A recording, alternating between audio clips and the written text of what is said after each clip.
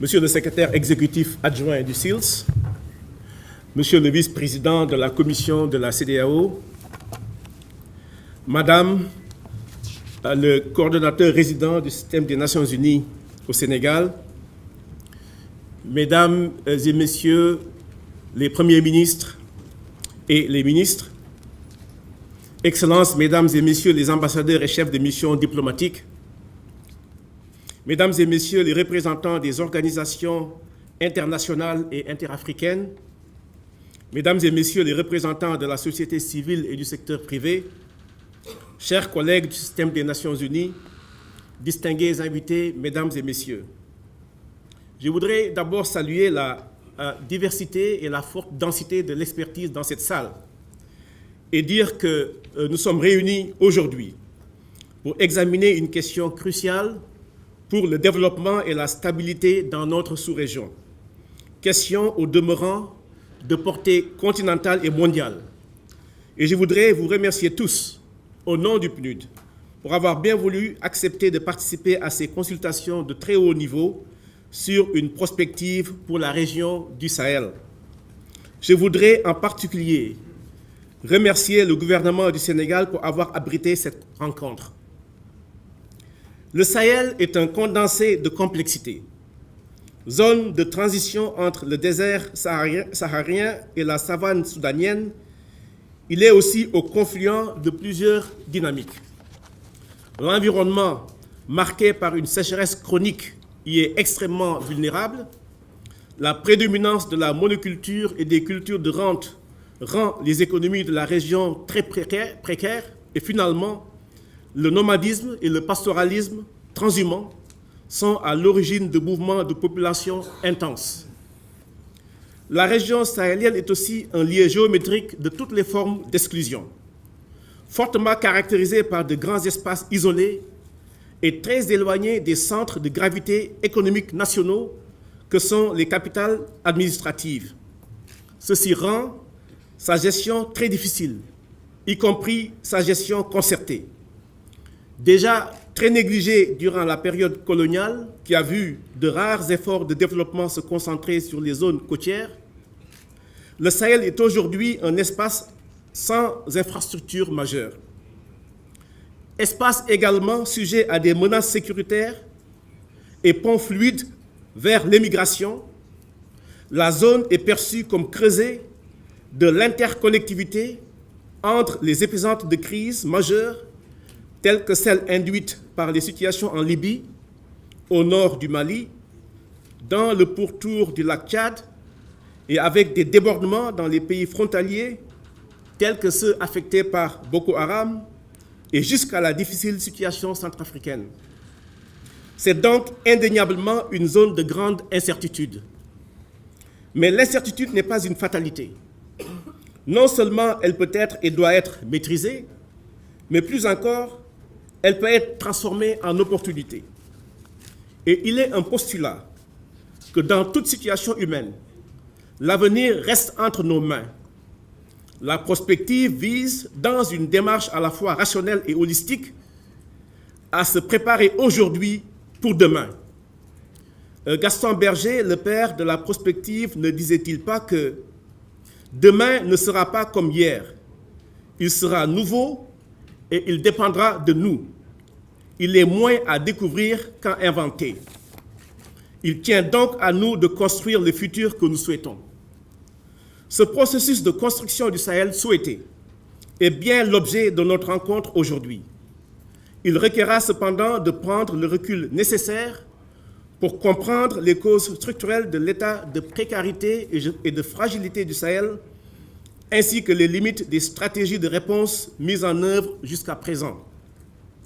Parmi les causes structurelles figurent les dynamiques démographiques de la région qui accusent un taux de croissance démographique d'une moyenne de 3% par an, avec, dans certains cas, un doublement de la population en moins d'une génération.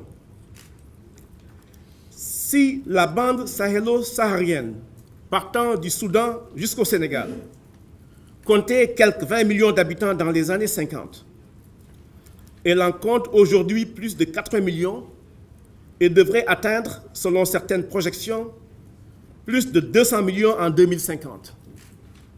L'une des conséquences directes en est que plus de 60% de la population sahélienne est âgée de moins de 25 ans.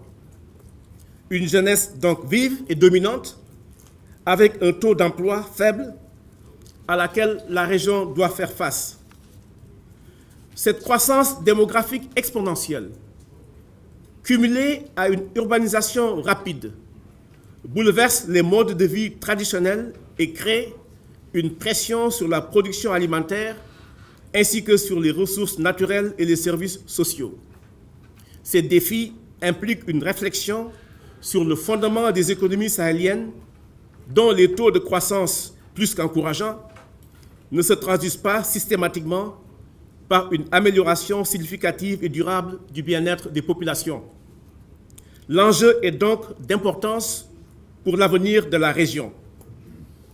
Les pays membres du Sahel, avec l'appui de l'ensemble de leurs partenaires, se sont néanmoins mobilisés au cours des 4 dernières années pour mettre en place un certain nombre de stratégies et d'initiatives spécifiques pour faire face aux situations présentes et d'urgence. Une cartographie réalisée en novembre 2014 dans le cadre de la plateforme ministérielle de coordination du Sahel sous la présidence du Mali a recensé plus d'une dizaine de stratégies et initiatives analogues au niveau des organisations multilatérales et au niveau bilatéral. Ces velléités d'appui doivent s'insérer dans des agendas nationaux et globaux qui représentent autant d'opportunités de convergence, mais aussi pour susciter et accompagner des changements structurels significatifs. Comme vous le savez sans doute, les Nations Unies elles-mêmes se sont armées d'une stratégie intégrée pour le Sahel. La raison d'être et la valeur ajoutée de cet instrument résident notamment dans la mise en exergue de la dimension régionale. Les agences et entités du système des Nations Unies dans la région du Sahel, tant au niveau des pays qu'au niveau régional, s'attachent également à promouvoir une approche intégrée sur les thèmes de la sécurité, de la résilience et de la gouvernance. Je pense que nous sommes tous conscients de la nécessité de s'attaquer aux causes profondes de l'instabilité régionale, au premier rang desquelles s'inscrivent les questions relatives à la gouvernance. Les réalités et défis des espaces sahéliens nous conduisent à devoir aborder différemment ces questions, notamment en termes d'accès et de pérennité, ou encore en matière de gestion des ressources naturelles et des espaces frontaliers. Nous devons faire face à ces problématiques de manière prioritaire et concertée, et si nous voulons tous ensemble promouvoir une stabilité régionale durable. Une vision prospective régionale permettrait ainsi d'identifier les facteurs structurels, conjoncturels ou déclencheurs de développement et de stabilité au Sahel. De même, les enjeux de l'ensemble des acteurs au Sahel pourront être étudiés pour leur intégration dans des scénarios définissant un futur désirable pour le Sahel. Les politiques mises en œuvre obtiendront des résultats concluants lorsqu'elles parviendront à prendre en considération les dynamiques sous-jacentes ainsi que les besoins et intérêts de chacun. Pour ma part, je demeure convaincu que le Sahel, cette grande transversale de l'Afrique, recèle toutes les forces inhérentes à un trait d'union pour devenir demain un grand corridor de développement. Ce futur est possible, il nous faut juste le construire. C'est à cette démarche de construction, c'est-à-dire d'échange et d'intégration, de raison et d'imagination, de réalisme et d'espoir, de réflexion et d'enthousiasme que nous vous invitons pendant ces 2 derniers jours. Je vous remercie et la séance est ouverte.